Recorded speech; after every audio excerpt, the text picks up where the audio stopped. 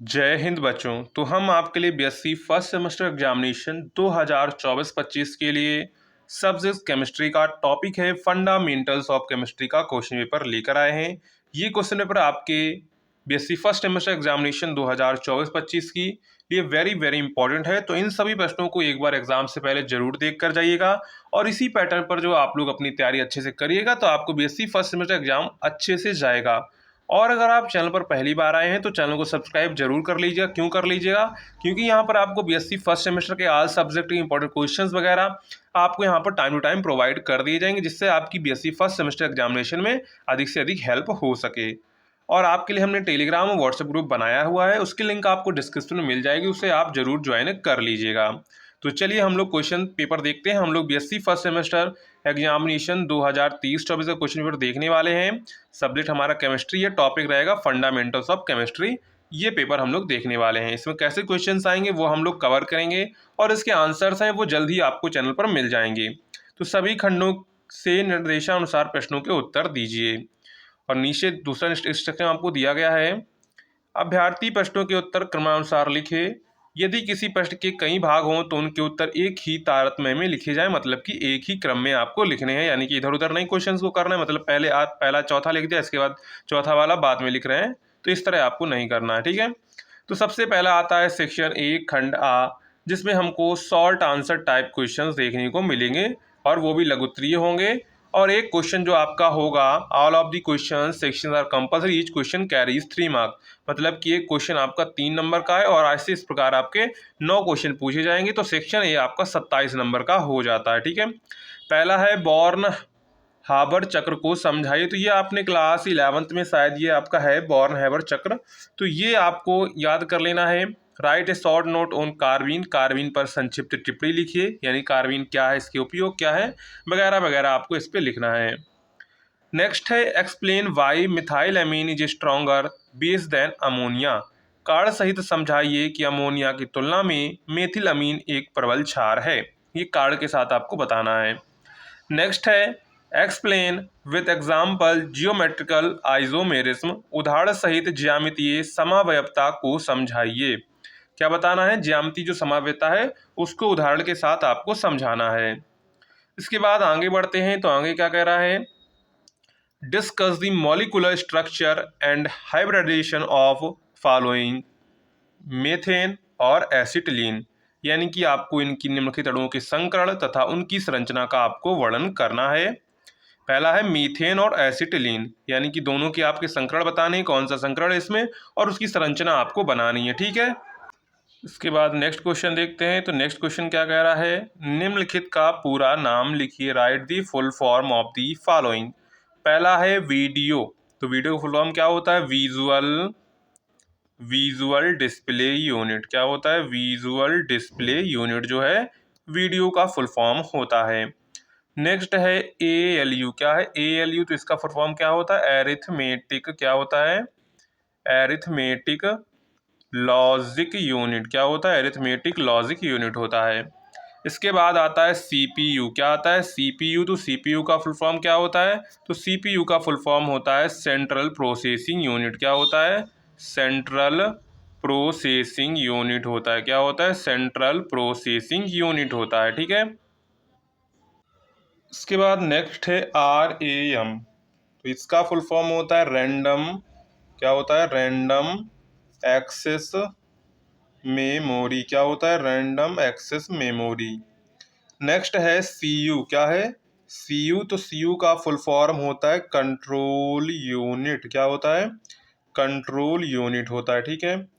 और इसके बाद छठवां है ROM, क्या है ROM, तो इसका फुल फॉर्म होता है रीड ओनली मेमोरी। क्या होता है? रीड ओनली मेमोरी जो है ROM का फुल फॉर्म होता है, ठीक है।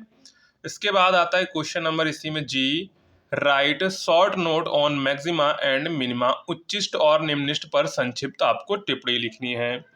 नेक्स्ट है इसी में, what is the difference between inductive and electromeric effect, inductive और इलेक्ट्रोमेरिक प्रभाव में अंतर स्पष्ट आपको करना है, ठीक है। इसके बाद नेक्स्ट है explain between atomic and ionic radius, परमाणुवीय त्रिज्या तथा आयनिक त्रिज्या में अंतर लिखना है। क्या करना है?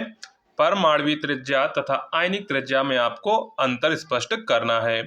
इसके बाद आता है हमारा सेक्शन बी यानी कि खंड बा, जिसमें हमको लॉन्ग आंसर टाइप क्वेश्चंस देखने को मिलते हैं। ठीक है, तो यहाँ पर कह रहा है दीर्घ उत्तरीय प्रश्न, अटेम्प्ट एनी टू क्वेश्चंस, क्या कह रहा है, attempt any two questions from this section, each question carries 12 marks. इस खंड में किन्हीं 2 प्रश्नों के उत्तर दीजिए, प्रत्येक प्रश्न 12 अंकों का है।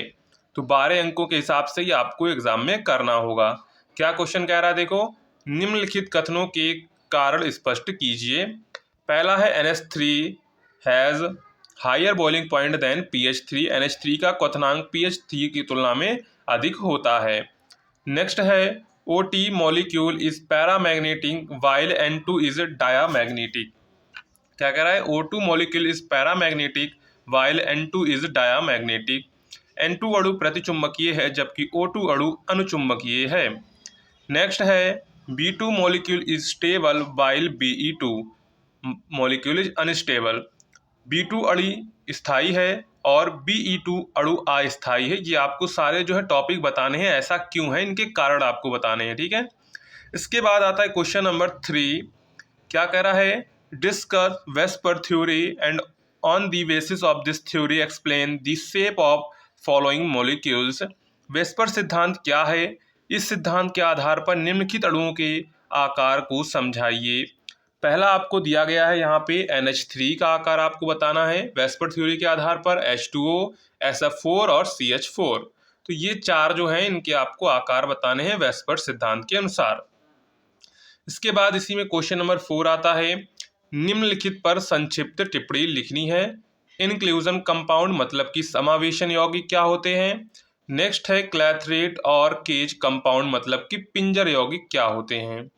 और लास्ट में थर्ड है इसी का, चार्ज ट्रांसफर कॉम्प्लेक्स मतलब कि आवेश स्थानांतरण संकुल क्या होते हैं। ठीक है, तो यहाँ पर तीनों पर आपको क्या करना है, संक्षिप्त टिप्पणी लिखनी है। 3 आपको दिए गए हैं, तीनों इंग्लिश वाले। जो इंग्लिश मीडियम के स्टूडेंट है वो इंग्लिश में लिख सकते हैं, जो हिंदी मीडियम के स्टूडेंट है वो हिंदी में लिख सकते हैं, कोई कंपलसरी नहीं है।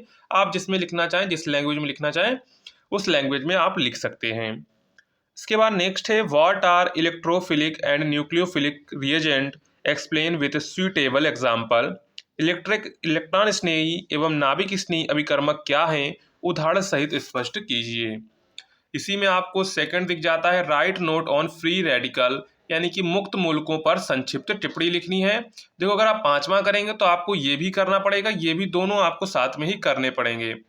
इसके बाद आता है हमारा सेक्शन सी, जिसमें हमको लॉन्ग आंसर टाइप क्वेश्चंस फिर से देखने को मिलते हैं। ये भी हमारे दीर्घ उत्तरीय प्रश्न है। Answer any 2 questions from this section, each question carries 12 marks. यहाँ से भी आपको 2 ही क्वेश्चन करने हैं और एक क्वेश्चन 12 नंबर का है। पहला क्वेश्चन क्या कह रहा है, what is E and Z system of nomenclature, explain with example. नामकरण की E और Z पद्धति क्या है, उदाहरण सहित स्पष्ट कीजिए। इसके बाद इसी में आपको सेकंड दिया गया है, सेकंड पार्ट इसी का है, प्रकाशिक समावयवता की RS आकार पद्धति को समझाई, यानी प्रकाशिक समयता की जो R और S आकार पद्धति है उसको आपको समझाना है। इसी में आपको क्वेश्चन नंबर 7 दिख जाता है, what is the difference between bonding molecular orbital and anti bonding molecular orbital. बंदी आणविक कक्षक और विपरीत बंदी आणविक कक्षक में क्या अंतर है, ये आपको यहाँ पे बताना है। इसके बाद इसी में आपको सेकंड दिख जाता है, what do you understand by electronegativity, how it is related to electron affinity and ionization potential. विद्युदात्मकता से आप क्या समझते हैं, इसका इलेक्ट्रॉन बंधुता और आयनिक विभव से क्या संबंध है। तो अगर आप 7वां क्वेश्चन करेंगे तो आपको दोनों पार्ट यहाँ पे करने होंगे। इसके बाद क्वेश्चन नंबर 8 आता है। क्वेश्चन नंबर 8 में देखो क्या कहा गया है, कह रहा है right note on hardware and software. Hardware और सॉफ्टवेयर पर टिप्पणी आपको लिखनी है। इसी में आपको सेकंड क्वेश्चन दिख जाता है, describe the different type of computer language. विभिन्न प्रकार की कंप्यूटर भाषाओं की व्याख्या कीजिए। इसके बाद इसी में क्वेश्चन नंबर आपका है 9, एक्सप्लेन दी फॉलोइंग। निम्नलिखित को समझाइए। संयोजन या संचय, कॉम्बिनेशन, परमुटेशन, क्रम परिवर्तन या क्रमचय, और फैक्टोरियल मतलब कि क्रम गुणित। तो इसको आपको समझाना है। ठीक है, तो ये क्वेश्चन नंबर 9 हमारा लास्ट क्वेश्चन होता है। ठीक है, तो इस तरह आपको यहाँ पर जो है यहाँ पर आपको जो सेक्शन सी में जो है आपको 3 क्वेश्चंस देखने को मिलते हैं। 3 क्वेश्चन में से आपको कोई एक क्वेश्चन करना है। इसी प्रकार सेक्शन बी में भी आपको 3 क्वेश्चंस देखने को मिलते हैं। 3 में से आपको कोई एक करना है। और जो सेक्शन ए होता है उसमें आपको टोटल 9 क्वेश्चन देखने को मिलते हैं और 9 के आपको 9 करने होते हैं। तो इस तरह आपका BSc first semester subject chemistry का क्वेश्चन पेपर हो जाता है। ये क्वेश्चन पेपर आपके एग्जाम के लिए इंपॉर्टेंट है, तो इन सभी प्रश्नों को एक बार एग्जाम से पहले जरूर देख कर जाइएगा। और अगर आपने अभी तक चैनल को सब्सक्राइब नहीं किया है तो चैनल को सब्सक्राइब कर लीजिए, साथ में टेलीग्राम और व्हाट्सएप ग्रुप ज्वाइन कर लीजिए, वहां पर इसकी आपको पीडीएफ प्रोवाइड कर दी जाएगी। मिलते हैं नेक्स्ट वीडियो में, तब तक के लिए जय हिंद बच्चों।